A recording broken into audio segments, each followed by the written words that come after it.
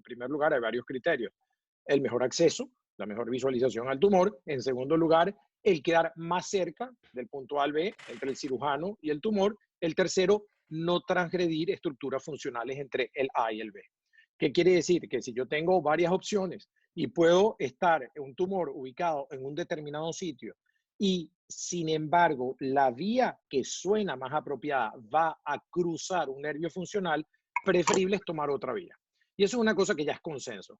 Y el motivo es muy claro. Cada vez que nosotros utilizamos un abordaje para un tumor, la maniobrabilidad de los instrumentos a través de esa cavidad, generalmente cuando hay un nervio funcional, se lesiona. Y eso es parte de lo que tenemos que saber. Nuestro paciente al final no podemos dejarlo aún, a lo mejor con una mejoría tumoral, pero con un problema funcional adicional. Entonces, eso tiene que quedar claro. Entonces, lo que llamamos lo endonasal approach o extended approaches quiere decir que tenemos que tener opciones en nuestro equipo con los neurocirujanos, los orbitoplásticos, los maxilofaciales, los reconstructivos. Tenemos que tener las posibilidades de abordar de manera amplia, integral, 360 grados el tumor. Esto tiene que ser algo absolutamente que quede entendido. Y no lo voy a poner como tema de controversia. Sin embargo, estos son los puntos que vamos a abordar. Vamos a abordar varios puntos. En primer lugar, la colaboración, o sea, el equipo. Vamos a hablar de los drenajes lumbares, de los antibióticos. ¿Por qué? Porque para mí es fundamental que ustedes estén claros y estemos todos claros en que en la discusión con el neuro o con el equipo o con el terapista que va a atender a nuestro paciente tiene que estar clara. Y tenemos, cuando vamos construyendo un equipo, tenemos que empezar a tener argumentos. Nuevamente, este tema se llama controversia. Quiere decir que no estamos hablando de la verdad, no la tenemos la verdad. La verdad es el debate. Tenemos estudios que apoyan una posición y hay otros estudios que van en otro sentido. Nos estamos tratando de apoyar donde creemos que hay más argumentos racionales, sobre todo mejor apoyados. Y eso es lo que estamos haciendo. Vamos a hablar de adenoma pituitario, vamos a hablar de total resection contra resección parcial con métodos adyuvantes. Vamos a hablar de cirugía endoscópica con cirugía de abordaje expandidos. Y por último, vamos a ver con quién nos podemos soportar, si usamos image guidance, usamos monitoreo de los nervios, de todos los nervios motores, etcétera, etcétera. Vamos a empezar entonces, en primer lugar, a hablar de la colaboración. Y esto es un tema importante. Y yo les voy a contar una anécdota que hace poco resolví con otro amigo. Varios otorrinos de mi generación nos invitaban clásicamente a un curso que daban en el norte de Francia, en Estrasburgo, en el IRCAD. Y nos invitaron, yo recuerdo, mi primera vez que me invitaron fue en el 2004, después me invitaron en el 2005, después el 2006, y recuerdo que después no me invitaron más. Y me dolió en el alma porque me encanta Estrasburgo, me encanta la invitación, me encantaba justificar una invitación una vez al año para ir al norte de Francia, me parecía formidable, pero no me invitaron más. Pensé que algo malo había hecho yo.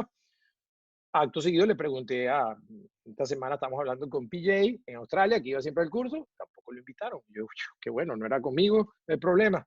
Y cuando fuimos indagando, estamos los dos hablando, hablamos con un tercero y estábamos hablando de que nos dejaron de invitar porque el curso lo corría un neurocirujano famoso en París y el curso del doctor Sebastián Froehlich ya no incluye el equipo combinado, sino hacen solamente los 3 días, son solo neurocirujanos y el primer día los neurocirujanos se entrenan por neurocirujanos a hacer septoplastia, turbinectomía, etmoidectomía, antrostomías ampliadas, lo que fuese. Es decir, eso teníamos que saber que venía. Y eso son las cosas normales. Eso no quiere decir que no podíamos predecir. Lo ha pasado a lo largo de toda la historia y para ellos nosotros a lo mejor nos acercamos mucho a su terreno. Ellos ahorita están tratando de salvaguardar su terreno, aunque al final ese no es el mejor camino. En China no, en Tailandia, en el norte de Tailandia, en Khon Kaen, hace 2 meses estábamos allá en un congreso multidisciplinario y los chinos totalmente execraron a los otorrinos en su práctica, a los neurocirujanos. El hecho es que hay dificultades para entender, si todos lo sabemos.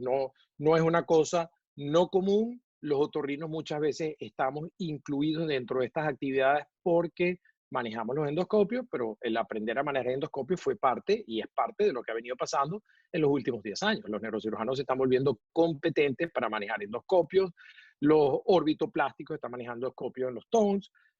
Está pasando un poco ese reacomodamiento normal. Sin embargo, ¿por qué no va a ser, no me parece por lo menos a mí, el final de esta historia? Porque somos necesarios y no porque lo diga yo, sino porque el manejo, el diagnóstico, el manejo postoperatorio de estos pacientes obviamente no tiene en el campo de la neurocirugía ninguna cabida y ningún otorrino está dispuesto a cuidar los pacientes que un neurocirujano opera en su consulta. La idea es compartir todo esto. Y esto es lo que está llegándose, y aquí en Estados Unidos sí está claro en ese sentido. Los equipos que se están haciendo se están consolidando, no se están mudando, los seguros están cubriendo ambas especialidades, lo entienden, porque hay mejores resultados, está demostrado estadísticamente. Entonces, para ellos, hasta económicamente es más sensato. Entonces, la combinación de ambos es una buena asociación. Desde el punto de vista preoperativo, el preoperatorio, el otorrino evalúa, mira, cómo está esta cavidad, vamos a poder operar, no vamos a poder operar, vamos a usar tal fosa nasal, vamos a preparar la fosa nasal, está infectada, vamos a cultivar. Hay tratamientos que él es el que va a dirigir, va a identificar algunas dificultades, está neumatizado, no está neumatizado esta cavidad y puede tomar biopsias en la consulta. Esto es parte de las cosas que hace el otorrino en preoperatorio. En peroperatorio, el otorrino o transoperatorio cambia el corredor. Él hace, cuando ustedes bien saben lo agresivos que somos nosotros, en el sentido del cual hacemos septectomías posteriores, hacemos cavidades sumamente grandes. ¿Por qué? Porque creemos que conocemos ese balance entre lo que puede ser fisiológico, tener pocas secuelas, sabemos dónde podemos sacrificar parte de la mucosa y dónde no, porque se va a traducir en una cantidad de síntomas adicionales en el paciente y podemos, en caso de que haya complicaciones, las manejamos bastante bien. No es nuevo para nosotros tener complicaciones durante la cirugía en las fosas nasales o en los senos paranasales o en las cavidades extendidas, porque las hemorragias las manejamos bien, manejamos, creo que, las estrategias para solventar esas dificultades.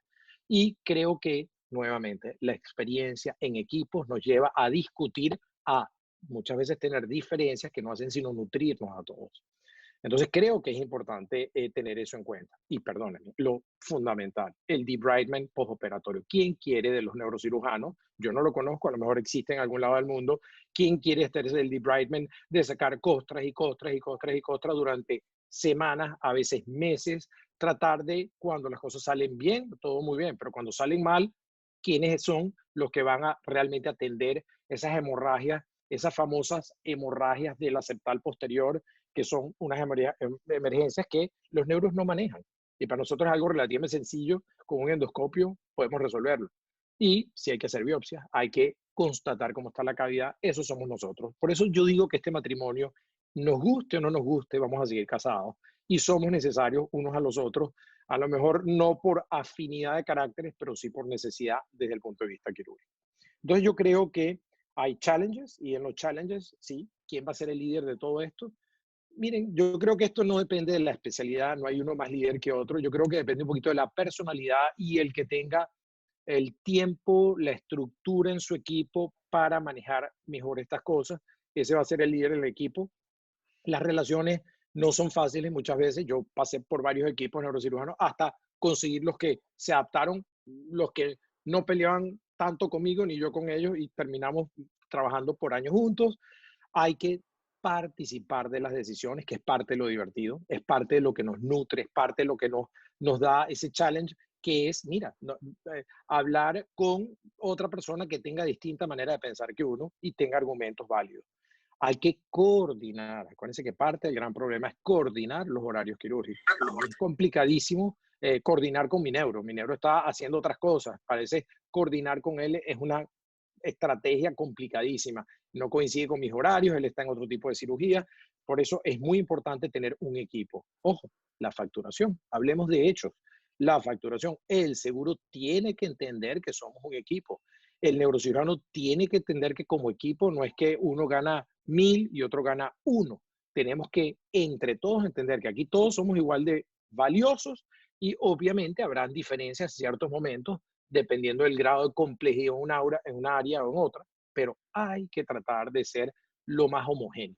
Acuérdense del secreto que me enseñaron hace muchos años. La única manera que una relación funcione es un win-win. Él tiene que ganar, ustedes tienen que ganar. Todos tenemos que estar bastante bien balanceados en eso. Segundo punto que quería traer a colación es el drenaje lumbar. porque yo tengo neuros que sistemáticamente y cada vez que voy a una mesa redonda, hay uno en la mesa redonda que hace una punción lumbar a todos sus casos y otros que no hacen a nadie. ¿Por qué y cuáles son los argumentos? Bueno, en primer lugar, muchos de ellos dicen que, bueno, el hecho de que uno baje la presión intracraneal puede prevenir, esos son argumentos que yo oigo en las mesas redondas, no los comparto mucho, pero los traigo a colación, que previene que haya ese aumento de presión y que hayan fístulas. Otros dicen que tienen unos beneficios formidables. Otros dicen que el hecho de que hagamos un drenaje lumbar trae algún tipo de daño. Otros no estamos de acuerdo con la duración. Vamos a discutir esto un poquito. En primer lugar, vamos a ir a algunos hechos, ¿ok? Vamos a hablar de algunas complicaciones que están en la literatura sobre los drenajes lumbares. Sabemos, por ejemplo, una de la morbilidad típica es el low pressure type headaches, ¿ok? Esos dolores de cabeza insostenibles que tienen los pacientes cuando les hacemos un drenaje lumbar, ¿ok? Y les da náusea, les da vómito, y esto ocurre entre el 13 y el 63%. O sea, hay que saber que no es algo despreciable. En segundo lugar, está descrito en la literatura, que a medida que más dura, más se complica, pero oscila el grado de infección y obviamente esto atañe a las meninges y al encéfalo entre el 4 y el 10%. Esto no es despreciable. Esto es un argumento que hay que tener en consideración. Tercero, se describen déficits neurológicos, no solamente temporales, sino definitivos. Están descritos en la literatura nuevamente. Y cuarto, hay una cantidad de secuelas indirectas, entre las cuales están las clásicas. Es un paciente que, como está de reposo o está en la cama, tiene el problema de la hipotensión ortostática, es un paciente que encamado desarrolla más chance de neumonía, más chance de ulceraciones, más chance de absolutamente todas las complicaciones inherentes a la inmovilización. Entonces, hay muchas cosas que hay que analizar a la hora de tomar una decisión de este estilo. Yo le diría que desde el punto de vista CSF leak prevention, prevención del drenaje, de que haya una fístula, hay varios puntos que son los que yo diría los que más tienen peso a la hora de discutir en una mesa redonda, que es si es un CSF leak, o sea, una fístula de alto gasto o de bajo gasto, si el paciente tiene un alto BMI, o sea, un Body Mass Index, un índice de masa corporal alto o no, si dónde está y de qué tamaño es el defecto, ok, y qué tipo de tumores. Esos son los típicos argumentos de cuando uno discute en una mesa redonda, digamos, llevan digamos, a los temas o a las discusiones más interesantes. Entonces, yo les diría que, en primer lugar, yo me baso mucho en este estudio, que quizás es de los que más me ha gustado a lo largo del tiempo, que viene de Pittsburgh. Y este es un estudio, lo van a encontrar en la literatura, sobre 170 pacientes que ellos incluyeron solamente pacientes de alto gasto, porque para ellos ya había otros estudios previos que mostraban que en pacientes de bajo gasto no tenía ningún sentido. Y manejan los pacientes de alto gasto, o sea, de fístulas de alto gasto, sacándole 10 cc de líquido cefalorraquídeo por hora por 72 horas. Es la manera como ellos descomprimen esta alta presión ahí. Y se dieron cuenta que haciendo esto y teniendo el lumbar drain, las fístulas, ¿ok? Estaban presentes al final haciendo esto en 8,2% de los casos contra 21,2%. Piensen en 8 a 21, ¿ok? Era significativo esta diferencia. Y obviamente, mientras más grande el defecto, más grande era la fístula. Pero fíjense qué interesante cuando compararon la zona de la fístula. Cuando la fístula era en fosa posterior y ponían drenaje, el chance de que la fístula persistiera de 13% contra, si no drenaje, 31%. Y así pueden extrapolarlo a fosa anterior 11,35 y supracelar 4 contra 9. Es decir, la localización, el tamaño de la fístula, el BMI del paciente, el ser de alto y bajo gasto, todo eran factores influyentes. Y yo les quiero decir que yo soy un gran advocador, como se dice, de no usar drenaje lumbar. Siempre me ha complicado la historia de los pacientes. Y aquí hay argumentos que dicen que sí, que tiene sentido de ser usado porque se pueden prevenir muchas cosas. Obviamente esto tiene matices, conseguirán estudios que pueden en muchos casos reflejar cosas. Esto es un equipo bien importante, el equipo de Pittsburgh de base de cráneo, que tiene bastante experiencia en esto. Por eso lo tomo con valor. Entonces, ¿dónde al día de hoy podríamos concluir, si revisan varios estudios, que puede ser benéfico utilizar un drenaje lumbar en los defectos amplios, en las que son de alto gasto, cuando hay obesidad mórbida, cuando hay cirugías previas, cuando hay irradiación, o sea, cuando hay trastornos realmente también de la dinámica del drenaje del líquido cefalorraquídeo. Y donde no estamos de acuerdo para nada es utilizar de rutina un drenaje lumbar para la patología celar o supracelar. ¿Ok? Aquí es donde no está demostrado que tiene realmente utilidad. ¿De acuerdo? Entonces, vamos a tocar otro tema, que son los antibióticos. Vamos a ver hasta dónde nos llega la hora, ¿ok? Eh, eh, pero de todas maneras vamos a tocar algunos de los temas que me parece que son relevantes. Esto puede durar horas la discusión No hay ningún y podemos apuro, llevar.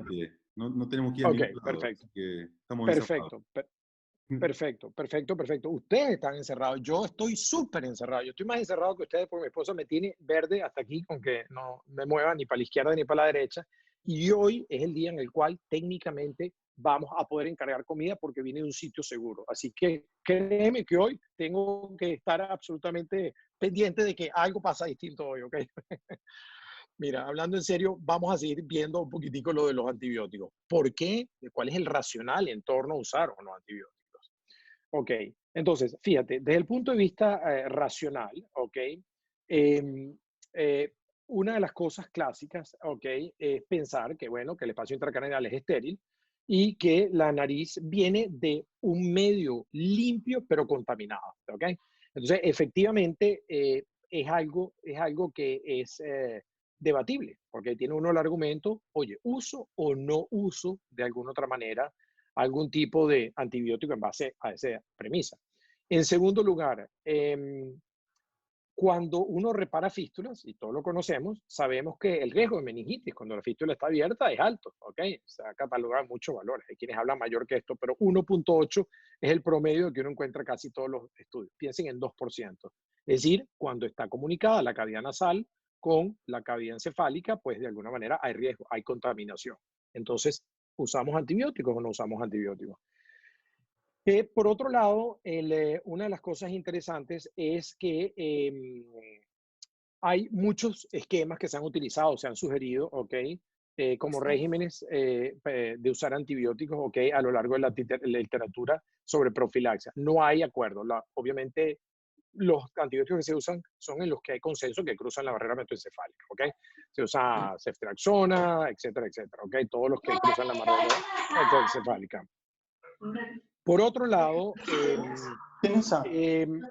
el tratamiento, ok, el tratamiento postoperatorio sistemático es poco claro, ok.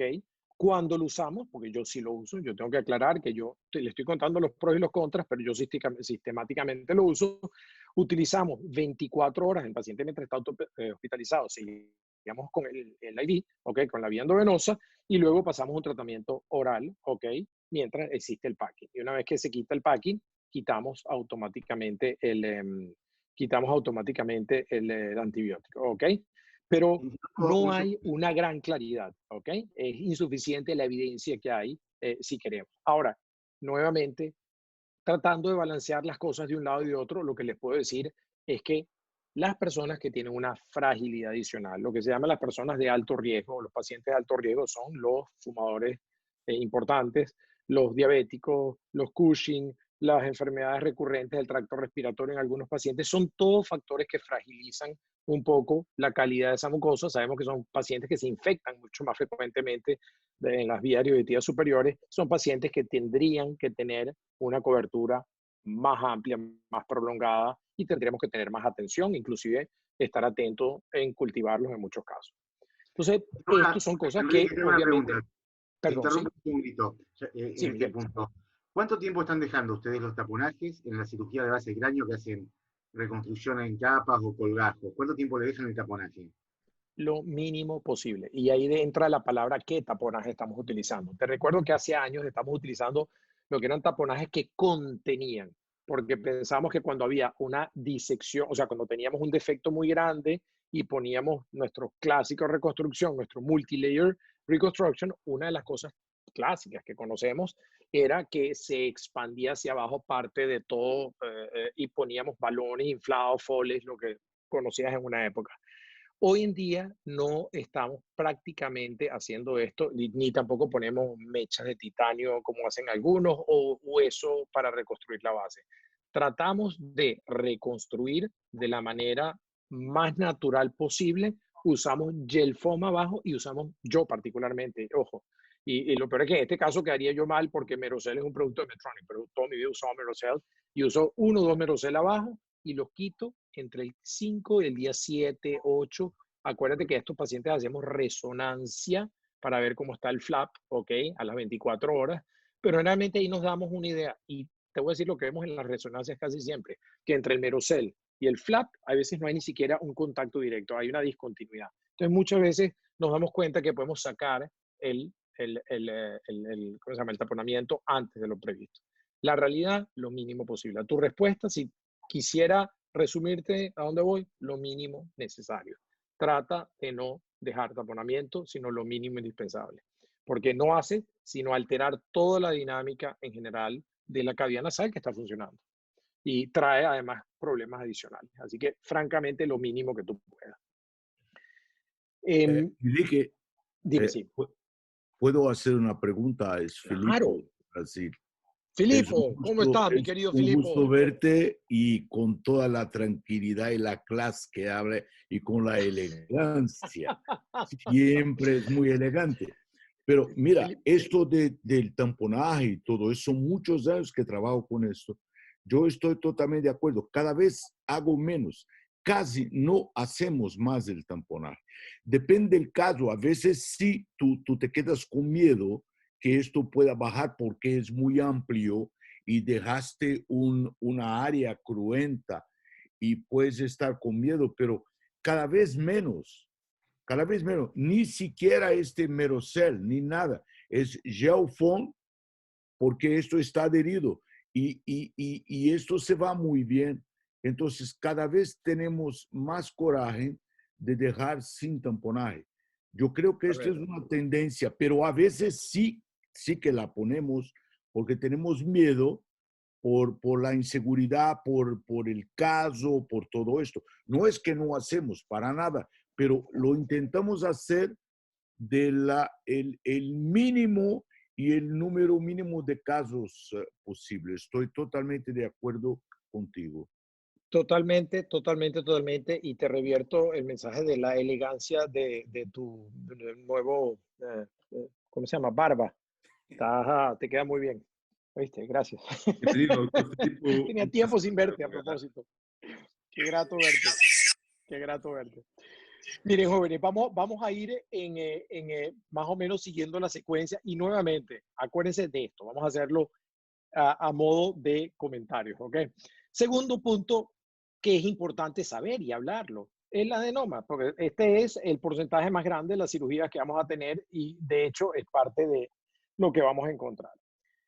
Quizás yo voy a traer un poquito a colación lo que a mí más me ha impactado en la última etapa de mi vida, que es darme cuenta que esa famosa recurrencia de los macroadenomas, que todos estamos un poco siempre preocupados porque era culpar a la tumoración y no culparnos a nosotros de que buena parte, y después de los estudios de Juan Carlos Fernández Miranda en Stanford, hoy en día se entiende que buena parte de estos tumores pituitarios, cuando tienen un cierto tamaño, están invadiendo lo que llaman cavernous sinus invasion, están invadiendo parte de los compartimientos del seno cavernoso.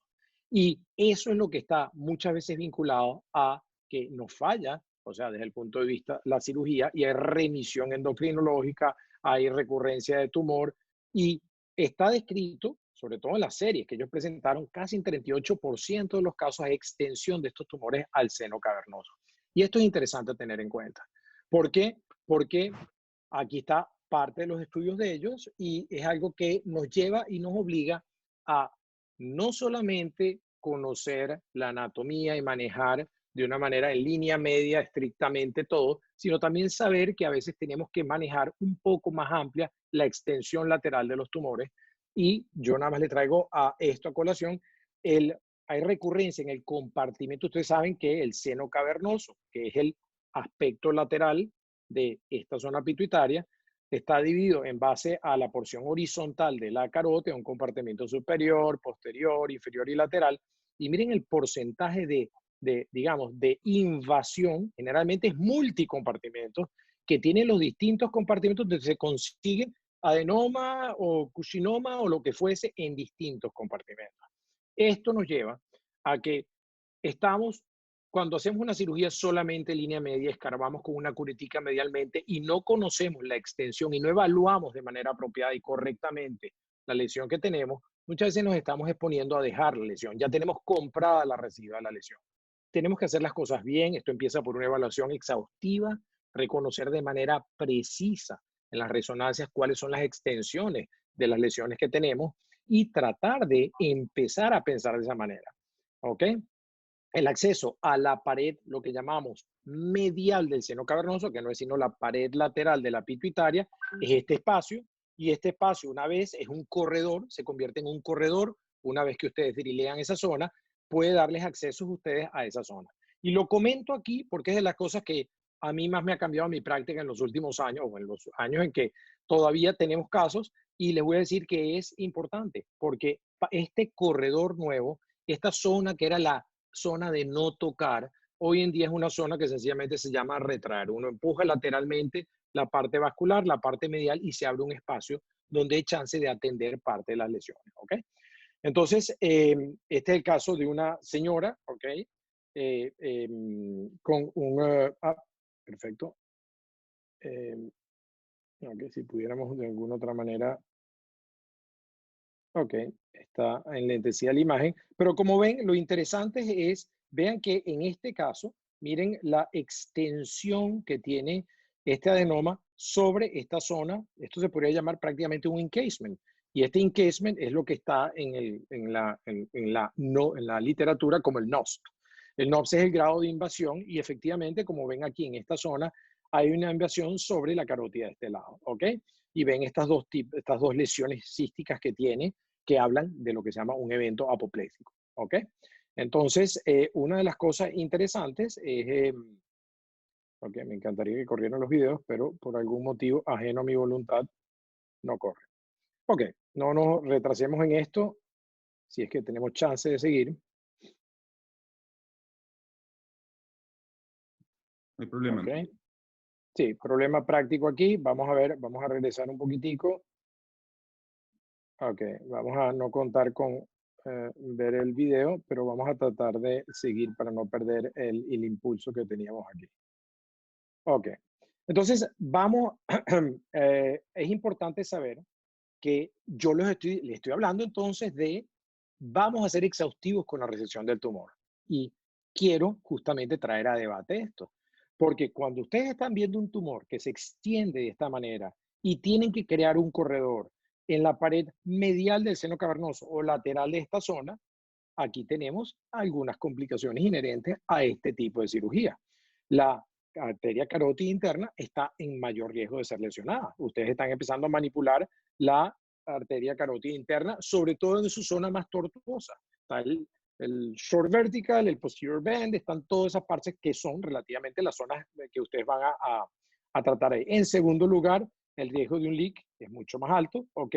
Y acuérdense que aquí pasan todos los nervios oculomotores.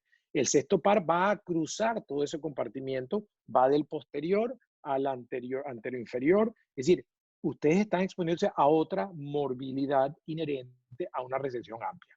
Entonces aquí viene el concepto de el Gross Total Resection, que es el GTR, van a ver en la literatura, que es ser absolutamente maximalista en la resección de un tumor o tener el criterio de sentido común de balancear las cosas.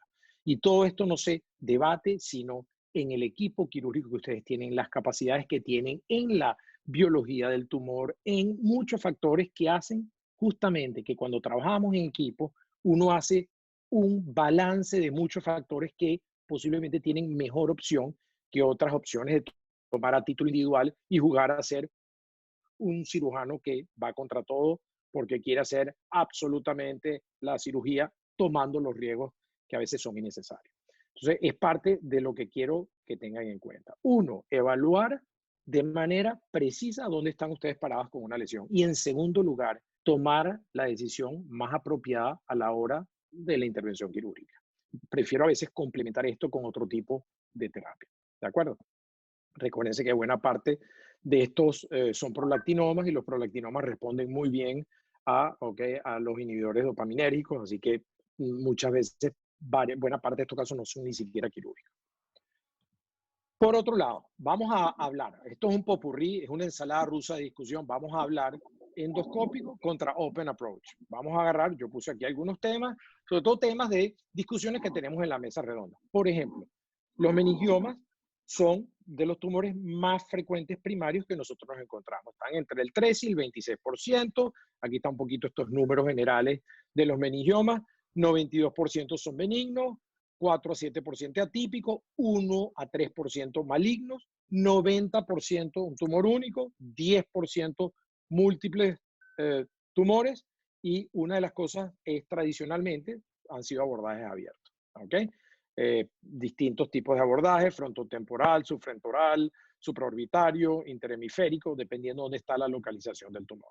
Eso es un punto a tener en cuenta. Ahora, vamos a ver un poquitico cuáles pueden ser las ventajas de la cirugía endoscópica a lo largo que la cirugía endoscópica ha empezado a tomar espacio en este terreno. En primer lugar, hay una visualización bastante mejor de la lesión, ¿ok? Ustedes tienen con un endoscopio una visualización excepcionalmente buena. En segundo lugar, la hemostasia, ustedes tienen tempranamente acceso, ¿ok?, a devascularizar el tumor, porque buena parte de estos pedículos están entre el tumor y ustedes, o sea, ustedes van a devascularizar en ese momento. En tercer lugar, pueden tener una resección que afecta, la base del cráneo, la parte ósea y la parte dural, porque obviamente está en el camino. Y yo diría que si la decisión endoscópica de abordar el tumor fue la apropiada y ustedes tomaron la decisión de estar realmente, digamos, sin cruzar estructuras neurológicas funcionales que queden en su camino, ustedes van a tener, como decíamos, la parte vascular la van a atender de primero y van a empujar la parte funcional alejada de su disección. Eso tiene todo el sentido a la hora de abordarlo. Pero obviamente esto, ¿qué les está diciendo lo que les estoy poniendo aquí? Lo más indispensable es que los cirujanos, los neurocirujanos, por años, han tenido la costumbre de hacer esto por abordajes abiertos. Y requiere toda una cultura de aprendizaje para poder aceptar la endoscopia.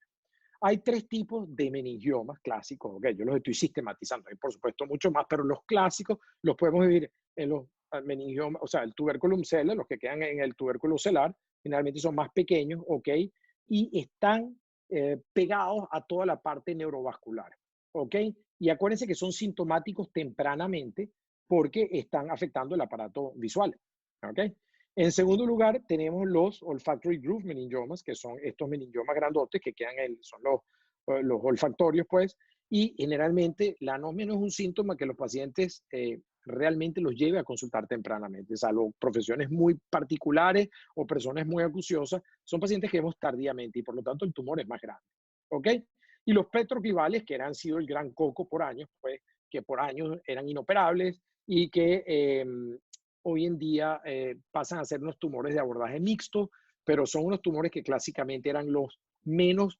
fácilmente abordables y tratados durante años, ¿no? Entonces, vamos a agarrar como ejemplo, por ejemplo, los del surco olfactorio, Los olfactory groove meningiomas,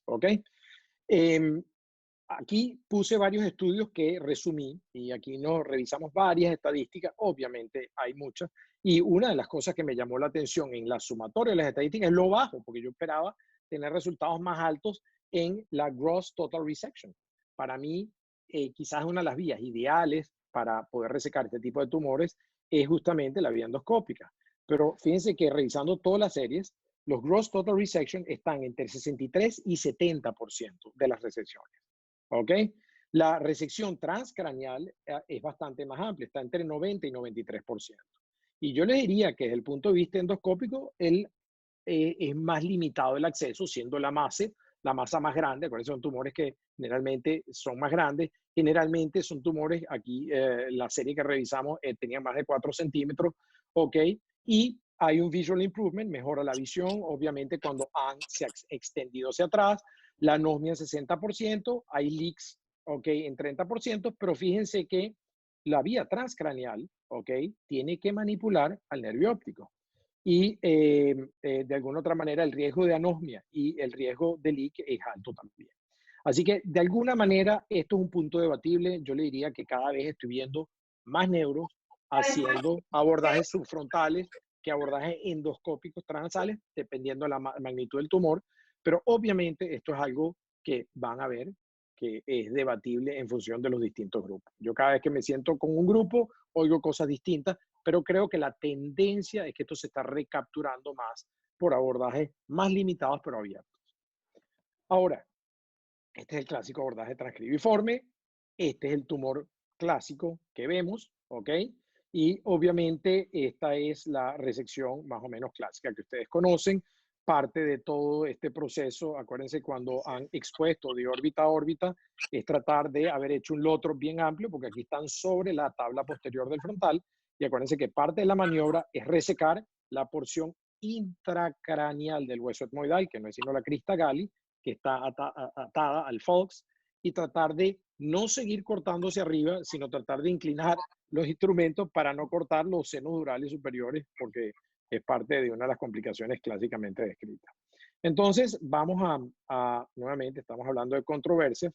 Pros, desde el punto de vista, se vasculariza el tumor de primero, ya dijimos que el hueso y la dura removida rápidamente, en el corredor nasal muy fácilmente resecable, cuando se extiende mucho más arriba es mucho más complicado.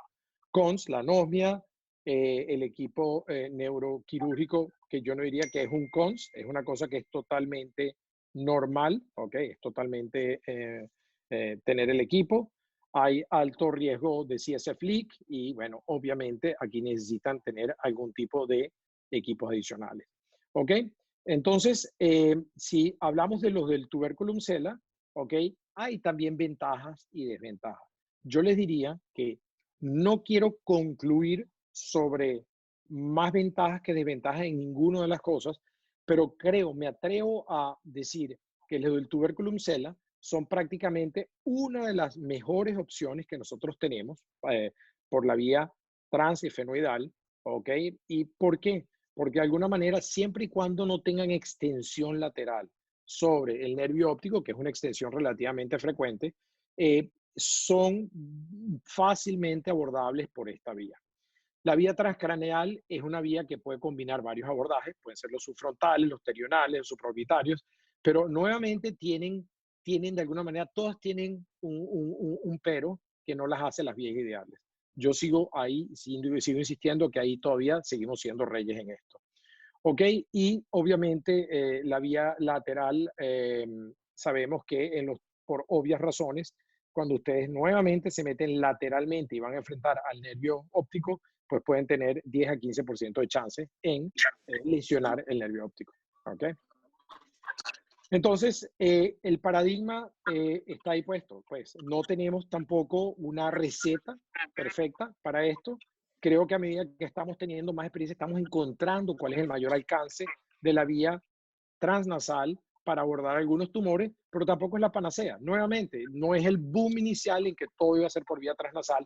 Hemos aprendido a tener un poquito más de humildad, entendiendo que hay cosas que pueden hacerlo mejor que nosotros y es como se debe llegar a un balance final para entender esto. ¿Ok? Acuérdense de este dictum que es de neuro, pero nos sirve a todos no cruzar nervios funcionales. ¿Ok? Esto debe ser absolutamente parte de lo que es. En tumores, digamos, hay ciertos paradigmas que yo quisiera, no quiero tampoco impulsar preguntas. Hay preguntas hasta este momento, jóvenes. Sí, tenemos una pregunta del doctor Felicito Santos, que te pregunta, ¿quién saca el tumor, el neurocirujano o vos? Muy bueno. Muy buena tu pregunta. Y vamos al punto que aquí nos está llevando un poco a muchas cosas juntas. Y voy a explicarte por qué. Porque por años Y esto, que se llama por año, sigue siendo la realidad en el 90% de los países que hablo en la tierra, que todos conocemos. De la dura hacia allá es neuro y de la periórbita hacia allá es el orbitoplástico y en esta zona es el otorrino. Ese es un poco el criterio que se ha manejado por años. Hoy en día, en otras partes se ha creado una especialidad quizás un poquito más amplia, más adaptada a lo que son la extensión de los tumores hoy en día, que se llama la cirugía de base de cráneo. Son personas con una especialidad o otra especialidad que pasan 1 o 2 años en otras especialidades tratando de manejar de manera integral esto. Se llaman los skull-based surgeons. Aquí en Estados Unidos hay un grupo de personas que pueden ser del área neuro, del área otorrino, y que hacen 1 o 2 años especializando en esto. Y tienen la facultad, desde el punto de vista legal, sobre todo hay muchos estados en que esto ya está abierto, en que pueden ejercer perfectamente y entrar en esa zona. ¿Por qué te estoy respondiendo tan largo la pregunta? Por eso, porque hay mucha variabilidad. Hay mucha variabilidad. Normalmente, yo te debería decir, de la dura para allá es neuro. Yo te diría, cuando tú tienes las competencias, tú lo podrías hacer. Pero recojo todo lo que digo para decirte, trata de trabajar en equipo. Trata de no obviar. Te quiero decir que vete al ejemplo típico de las dacrio. Yo, cuando empecé a hacer dacrio, me llegaba una dacrio al año. El día en que invité a los oftalmólogos que tienen epíforas, 7 o 10 pacientes por día, fue donde me llené de dacriocisto. O sea, hasta para las referencias, tú necesitas tener un pool de personas que son los que ven esos pacientes que tienen esos síntomas. Tú rara vez vas a tener tu consulta llena de pacientes que están consultando por cefaleas o cosas. Dios quiera que no lo tengas, pues muchas van a ser migrañas.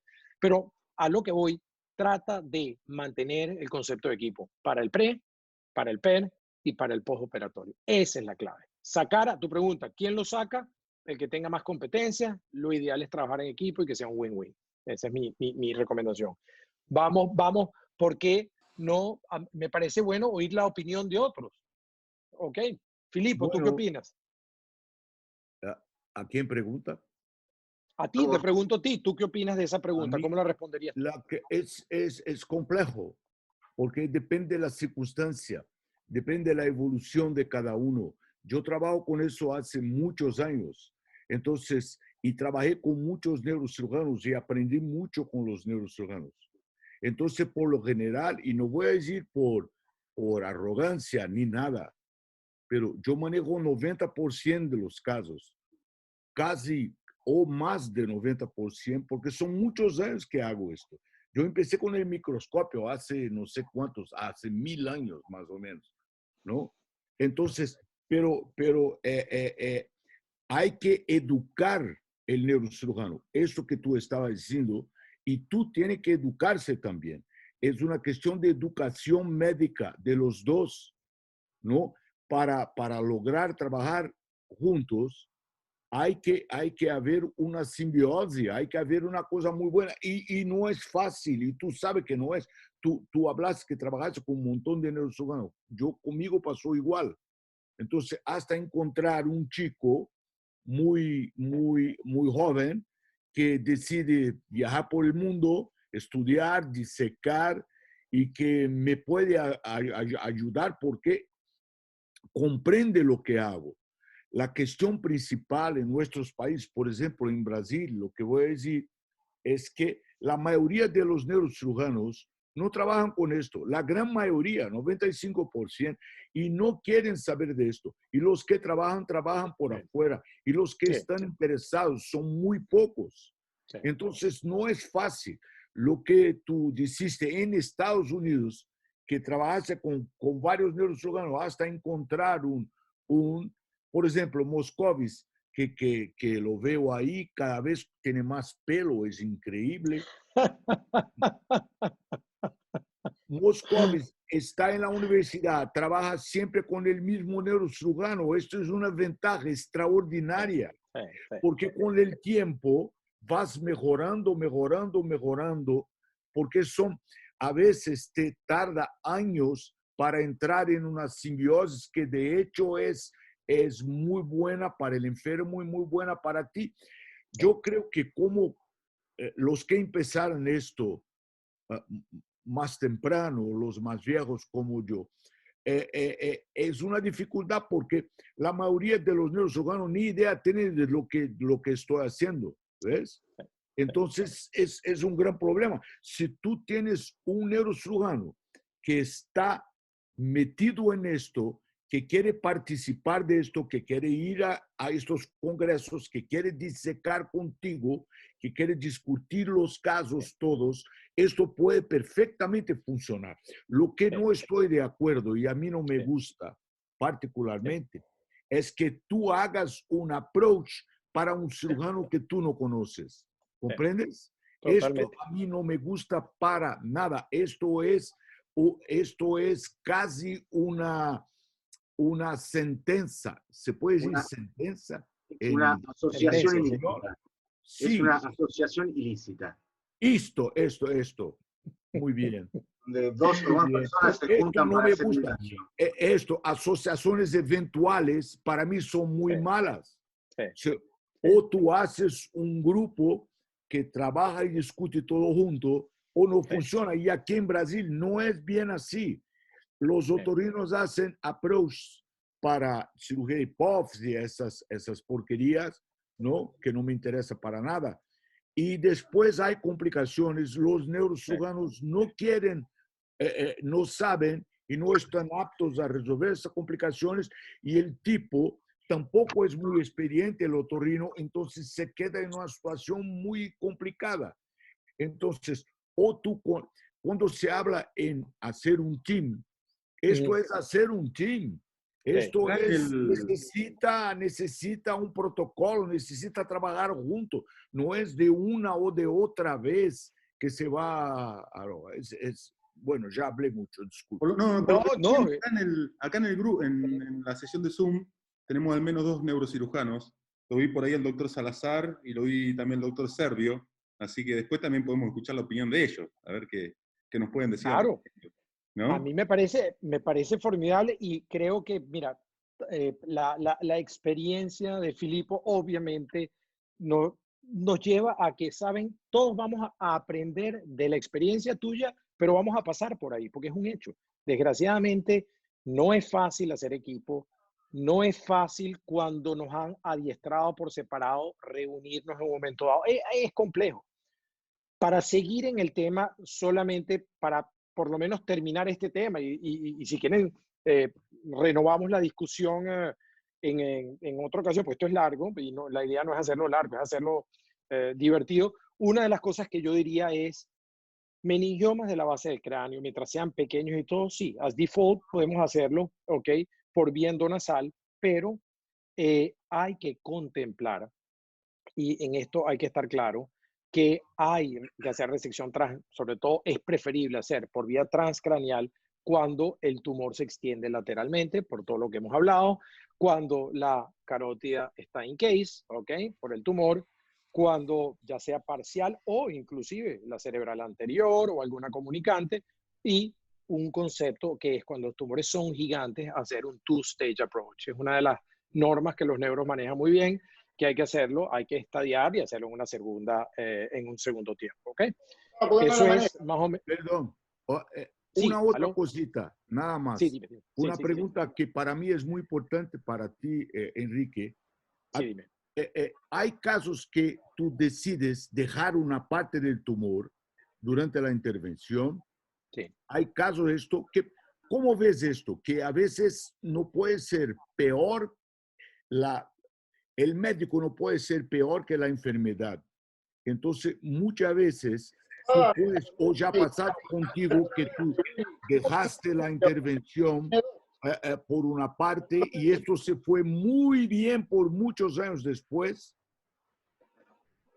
Totalmente de acuerdo, totalmente de acuerdo. Me estás contando el mejor cirujano de la tierra, el valiente, el que tiene coraje, el que tiene seguridad en la vida, es el que puede hacer eso, el que balancea y que tiene la suficiente confianza en la vida para saber cuándo tengo que dejar y cuándo no estoy convirtiendo esto en un ejercicio para mí acrobático y poner en riesgo a una persona.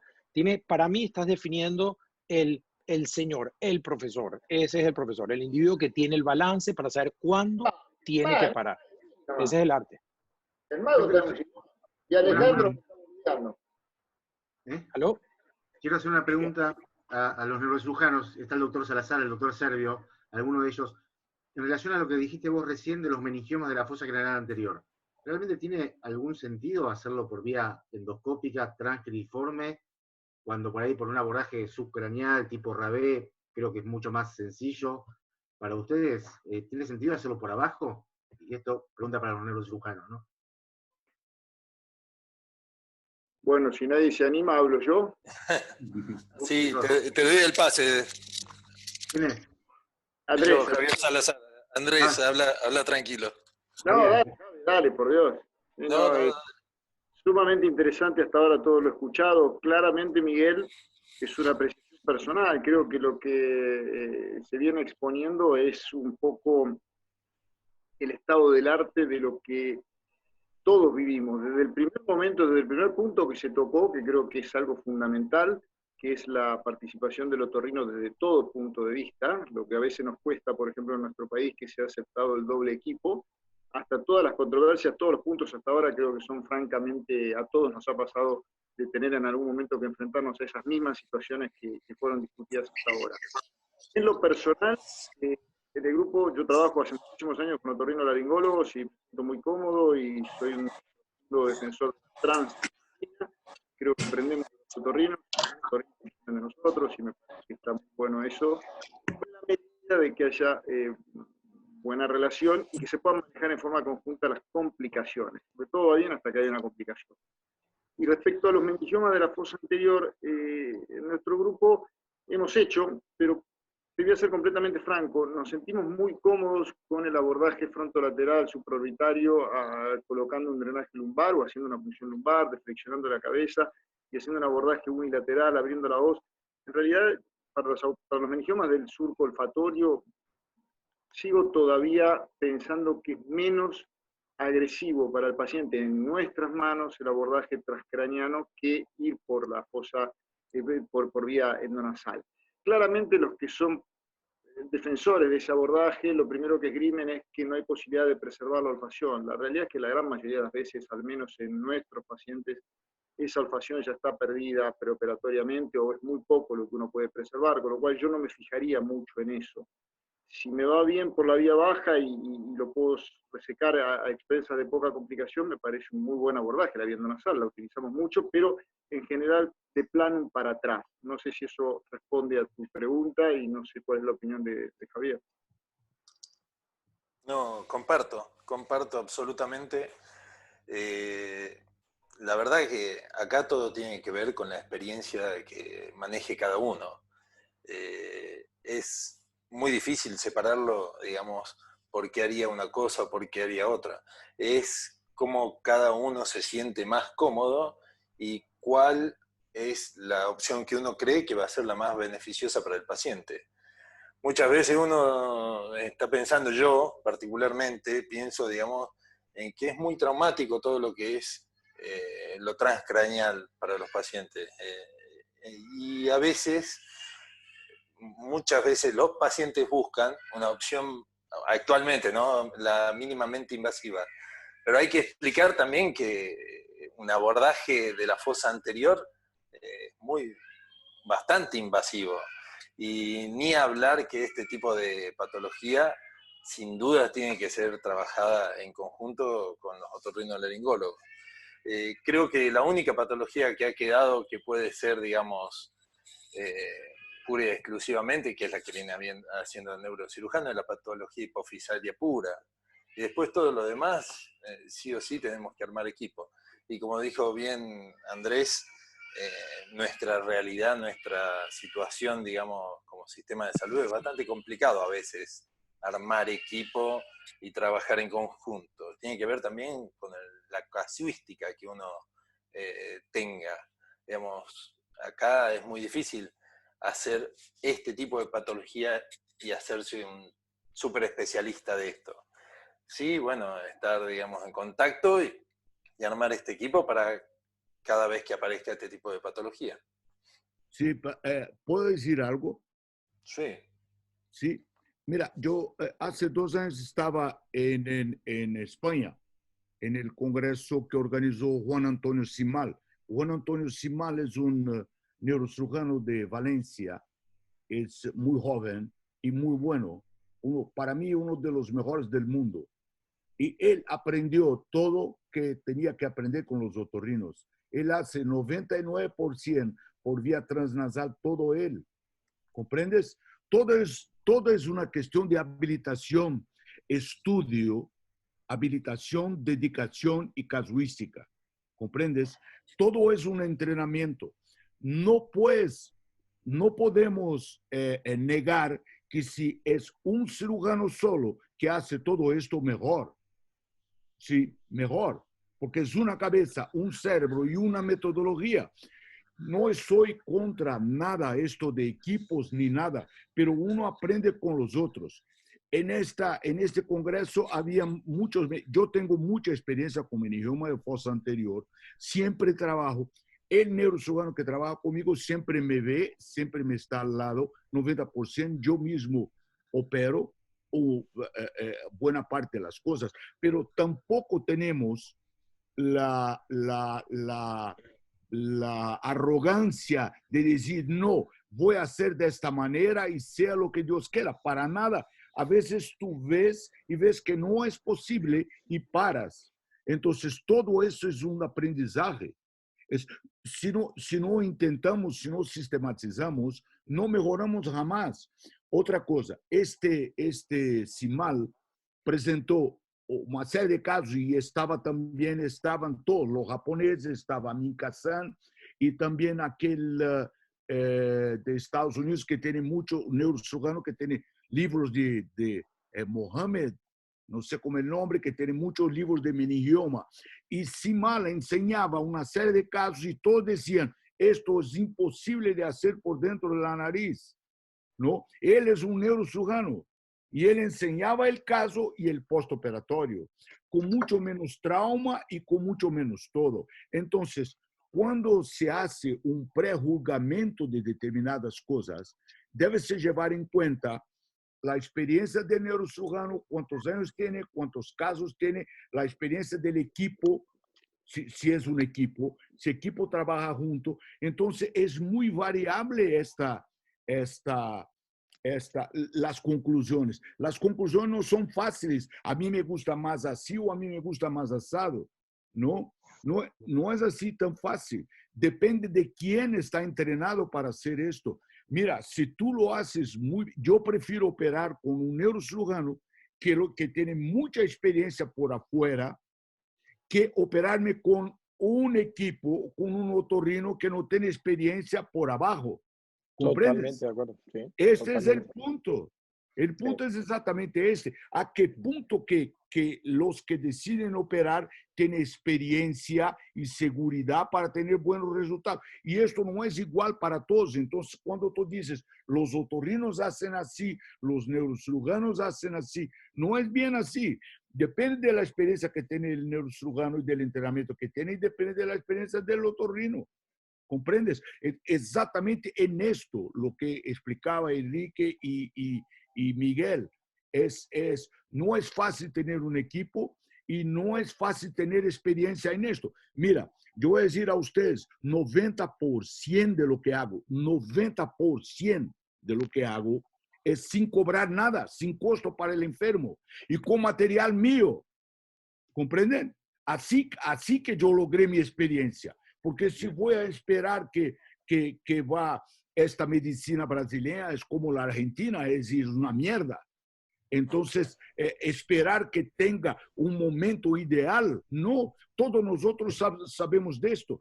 Muy buena parte de los esfuerzos que tenemos, de todos los latinos que están aquí, es por nuestra cuenta, porque queremos hacer esto, ¿no? Y uno que no está determinado a hacerlo, no va a hacerlo. Te interrumpo un segundo. Lo dejamos seguir a Enrique, seguir con la charla que te interrumpimos un montón. Sí. Pero no, les confieso que creo que no hay nada más interesante que esta discusión, porque esta discusión es el meollo de lo que dicta cómo nos manejamos nosotros, cómo montamos el equipo. Y yo resumiría lo que está diciendo Filipo en ese punto. es verdad que tenemos a generalizar los otorrinos, los neuros, y la verdad es que si yo les puedo decir, yo estoy totalmente de acuerdo con Filippo. A mí me ha pasado, hace no mucho, estábamos operando en conjunto, fuimos a hacer unos casos humanitarios con un cirujano de base de cráneo. El cirujano de base de cráneo posiblemente tenía 20 años o 30 menos que yo, 20 años fácil menos que yo. Y le voy a decir una cosa, es un individuo con unas capacidades que, mira, el que tiene las capacidades, el que se ha entrenado, el que tiene esta tecnología nueva, yo me quito el sombrero. Hay cosas que él manejaba en muchos sentidos mejor que yo. Y es importante, depende de la competencia de la persona. Y nuevamente, aquí hay que entrenar, entrenar, entrenar, entrenar, pero quien tenga la competencia hay que otorgársela. No es el título, es la competencia. Totalmente de acuerdo. Totalmente de acuerdo contigo, Filipo. Sí, mira, gracias. No esperaba otra cosa de ti, que es un sabio. No, nada que ver. Mira, voy a tocar solo un tema más y lo que hacemos es que dividimos esta charla y hacemos una segunda si quieren, porque no hemos llegado ni a la mitad, pero lejos de ir a esto, lo único que les iba a decir, sobre todo para seguir con el flow que teníamos, no tanto en cuanto a los meningiomas de la fosa anterior, sino tocar un poco el tema. Déjenme, estos eran unos casos que le iba a poner, pero a lo que voy es a lo siguiente. Esto es parte de lo que estábamos ahorita debatiendo un poco. Lo sacamos todo, lo sacamos un pedacito, lo complementamos con algo adicional o no. Esto lo voy a dejar como último tema. Quedan todavía 6 temas más, ¿ok? Vamos a dejar este como último tema hoy para no irnos mucho más de la hora y que la gente no se fastidie. Y lo hacemos luego un segundo capítulo. Pero a lo que voy, y esto porque vi a Miguel Moscovich estaba con un vino y vi también a Filippo con un tabaco y yo estoy aquí tomando agua, ¿ok? Así que no es justo esto. Entonces yo voy a tocar este tema y hacemos una segunda tanda. Entonces yo, para debatir entre Enrique, Gross Total... a almorzar y a tomar un vinito, extrañamos. Perdóname, es lo mínimo que pueden hacer. Me mandan uno de esos catenas de ustedes y está todo arreglado, ¿ok? Entonces, bueno, para hablar de gross total resection y partial removal de esto, total, parcial, cómo lo hacemos, yo agarré y lo que hice fue revisar una serie de craniofaringiomas y vamos un poquitico a esto de los craniofaringiomas, solamente para dejarlo en tema para nuestro segundo capítulo de esta comunicación. Yo agarré los craniofaringiomas porque así nos obligamos también a repasar y aprender un poquitico. Los craniofaringiomas son tumores benignos, epiteliales, crecen lentamente. Hay 2 formas clásicas, adamantomatoso y papilar. La incidencia 0,1 a 3%, pediátricos 6 a 13%, y pueden ser en forma sólida, quística o mixta, ¿ok? La forma intermedia de ellos. Esto solamente para recordar, ya que estamos entre otorrinos, y es bueno agarrar los libros a veces y volver a excavar y a releer estos temas, ¿ok? Hay que saber que los síntomas típicos dependen de dónde están localizados. Pueden estar por delante del quiasma, detrás del quiasma, pueden estar en la silla turca. Si están presquiasmáticas, obviamente tenemos problemas visuales. Si están retroquiasmáticos, generalmente, que son los más frecuentes, hay endocrinopatías, un aumento de la presión intracraneal y hay trastornos a veces de conciencia. Y los celares generalmente tienen que ver con las consecuencias típicas de la patología de la pituitaria, ¿ok? O del tallo pituitario, ¿ok? Por otro lado, dependiendo del grado de invasión al hipotálamo, ¿ok? Grado 0, cuando no hay invasión al hipotálamo. Grado 1, cuando discretamente están justamente empezando a acercarse o a preinvadir lámina terminalis, lo que fuese, lo que llamamos grado 1, upwarding on displacing, y grado 2, cuando ya realmente están en el hipotálamo. ¿Y por qué es interesante? Porque esto es un debate que yo, en todas las mesas redondas, esto es un debate característico, ¿ok? Y vamos a ver exactamente, esta es la vía de abordaje del craniofaringioma, o sea, es un abordaje supracelular, supraquiasmático generalmente, pero obviamente si está a nivel del tallo, lo hacen supracelular infraquiasmático, pero esto es más o menos lo clásico del abordaje. Y aquí tienen unas imágenes clásicas de distintos niveles, ¿ok? De los craniofaringiomas. Entonces, aquí les puse, porque esto es un poco lo que voy, el éxito, el success rate de las diferentes estrategias. Esto es una serie bien grande que revisamos, ¿ok? Cuando hacen radical resection, resección radical, hay, miren este primer detalle, entre 45 y 90% de complicaciones. Cuando hacen resección parcial, hay entre 50 y 91% de recurrencia, obvio. Les estoy comparando distintos valores aquí y lo estoy haciendo adrede. Cuando hacen resección parcial más radioterapia, hay 70 a 90% de curación, ¿ok? Free survival, ¿ok? Y obviamente existen las otras eventualidades que es radiocirugía y otros tratamientos alternativos, ¿ok? Ok, entonces en radiocirugía y radioterapia, ustedes saben que radiocirugía está la radiocirugía estereotáxica, cada día se está teniendo más experiencia al respecto, mejor para los pequeños, sólidos y residuales, ok, hay que proteger los nervios ópticos o ser absolutamente, bueno, esto es parte del gran problema que tenemos, y obviamente proteger el hipotálamo y los nervios craneales, ok. La radioterapia, ok, estabiliza en 75% de los casos, ok, la forma fraccionada con 3D conformacional, ok, protonterapia, ok, y ahí está la terapia cística también y la braquiterapia, que son otras opciones. Complicaciones quirúrgicas, ustedes la conocen, infecciosas, neurológicas, visuales, endocrinas, ok. 75% de cuando hay abordajes abiertos son 75% de estabilidad. Cuando hay ¿cómo se llama? Terapia conformacional, radioterapia, y hay todo este tipo de terapias adyuvantes, obviamente ustedes no se enfrentan a ningún tipo de problemas de este orden y sobre todo aquí tienen 75% de estabilidad. Me refiero, esto es la versión de hacer todo lo que nosotros llamamos terapias adyuvantes contra hacer las complicaciones quirúrgicas. Pero a lo que voy, y ustedes lo conocen teniendo aquí los neurocirujanos, ustedes bien saben que estos craniofarigiomas en un niño que invaden el hipotálamo, si empezamos con la resección de patologías en el hipotálamo, estos niños pueden tener consecuencias endocrinos, de carácter, de lo que fuese, condenados de por vida, versus tener una terapia conservadora y tener una actitud de observar a estos pacientes en el largo tiempo. Entonces, yo creo que este es un buen caso para poder entender, y esto nos lleva, y por eso quería tan solo traer esto un poquito a colación ahorita, para poder que todos estemos claros en que el arte de todas estas cosas generalmente está basado en eso, está basado en que podamos balancear y tomar las buenas decisiones, ¿ok? En función de cada caso, ¿ok? Yo no voy a alargarme aquí porque esto podemos extenderlo, ¿ok? En la próxima charla, pero a lo que voy es, el mensaje sigue siendo el mismo, y lo que hablaba ahorita Filipo y lo que hablan los neurocirujanos, cada uno con sus competencias, pero en todo caso, con las competencias, con el abordaje que decidan y lo que fuese, lo importante es saber en qué punto hay, inclusive mis competencias tienen una limitante y estoy poniendo más en riesgo al paciente, y existen otras terapias que no son quirúrgicas, aunque lo que me trajo aquí fue tratar de hacer una resección total, hay momentos en los cuales yo tengo que tomar la decisión en que voy a tomar la otra opción. ¿Ok? Esto es totalmente viable y yo creo que es totalmente encomiable como decisión quirúrgica. Yo dejaría hasta aquí la discusión de hoy para oír las opiniones de los demás, porque, les repito, no hemos llegado a la mitad de la charla. Y son ¿Okay? las 20:15, no sé si... Sí, ya. Creo que el debate ya lo hicimos bastante y fue más que interesante.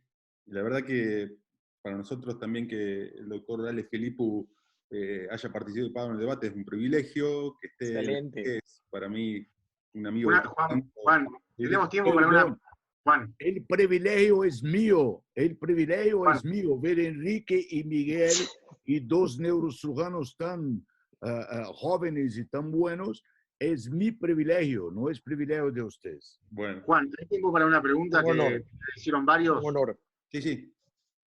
Dale, Miguel. La pregunta es para Iturriaga, los neurocirujanos, en relación a la punción lumbar en la cirugía de base de cráneo. Si la hacen de rutina, no la cirugía de hipófisis, en la cirugía, por ejemplo, la transcraneal, la transcribiforme, si hacen o no punción lumbar de rutina. Yo dejo que si quieren, yo ya les expuse mi punto, si quieren dejemos oír a otros y después si quieren corroboro mi punto, pues. No, perdón, Javier Salazar. No, bajo ningún concepto. Inclusive el otro día hubo un debate en un grupo de neurocirujanos con respecto a lo que es la cirugía de fosa posterior, y actualmente estamos intentando hacer cada vez más con endoscopio y dejando un poquito más de lado, porque el endoscopio nos permite ver en profundidad todo lo que es los pares bajos, y hablamos de patología de la descompresión neurovascular, del quinto par. Y uno de los neurocirujanos me decía, porque lo que yo hago es ir a buscar líquido de las cisternas basales, y lo que me recomendaba era poner un drenaje o una punción para disminuir la presión y no tener que estar lidiando con ese cerebelo. Pero lo que yo le contesté es que, de nuevo, es lo que cada uno se siente más cómodo. Para mí me resulta un incordio y me resulta un paso no poco importante, pero un paso más quirúrgico, el poner al paciente en decúbito lateral, colocar el drenaje, hacer todo un campo, que también es una nueva fuente de infección.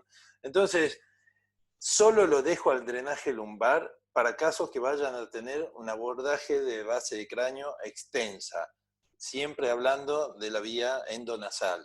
Ninguna vez le puse un drenaje lumbar a un paciente que lo voy a hacer transcraneal y lo voy a cerrar, o sea, voy a cerrar la piel. Si después, a posterior, un paciente va a hacer fístula, bueno, ya veremos cuál es la mejor forma de resolver esa fístula, pero no de antemano para hacer alguna patología común, digamos. Bien. Enrique. Bueno, Totalmente de acuerdo. No tengo nada que añadir. Pienso que nosotros no utilizamos ni siquiera, o sea, en primer lugar, vamos a verlo de otra manera. Una de las eventualidades cuando empezamos hace años de esto, cuando empezamos con los neuros, usaban drenajes para tratar de solventar fístulas que ellos reconocían precisas que ocurrían en un momento determinado, y ni siquiera vendían ni para eso. Yo les confieso que para nosotros en el campo quirúrgico es muy raro cuando lo hacemos. Aquí les puse un poquito las condiciones que más son neuroquirúrgicas que las que yo mismo seguiría por mí, porque yo particularmente trato de desechar en lo más que se pueda el drenaje lumbar, pero la realidad, esto es lo que, digamos, la literatura apoya y muchos los neurocirujanos con que trabajamos. Pero la realidad, estoy totalmente de acuerdo con ustedes, lo mínimo necesario.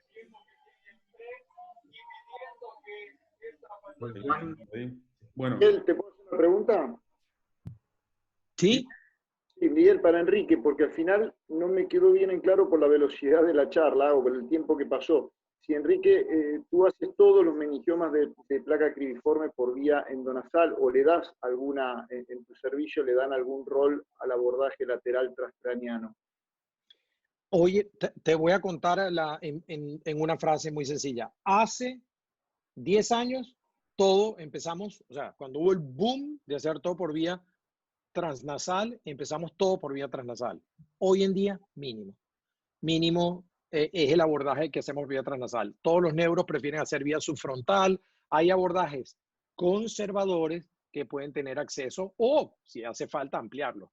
Pero hay hoy en día más bien la tendencia a hacerlo por vía, digamos, externa. Miguel, no sé si había alguna otra pregunta. No, hay un montón, pero bueno, ya estamos en horario pasado, así que... Bueno, Enrique, como siempre, es un placer enorme compartir contigo. Lo que aprendemos cada vez que nos juntamos es fabuloso. Así que vamos a ver cuando hacemos una segunda vuelta de este debate, que fue muy fructífero, muy lindo y muy agradable, y nos hizo pasar 1 hora y media muy interesante. Y yo le agradezco a ustedes muchísimo el poder compartir, el poder estar con amigos como Filipo, como ustedes, digamos, que nos hacen falta.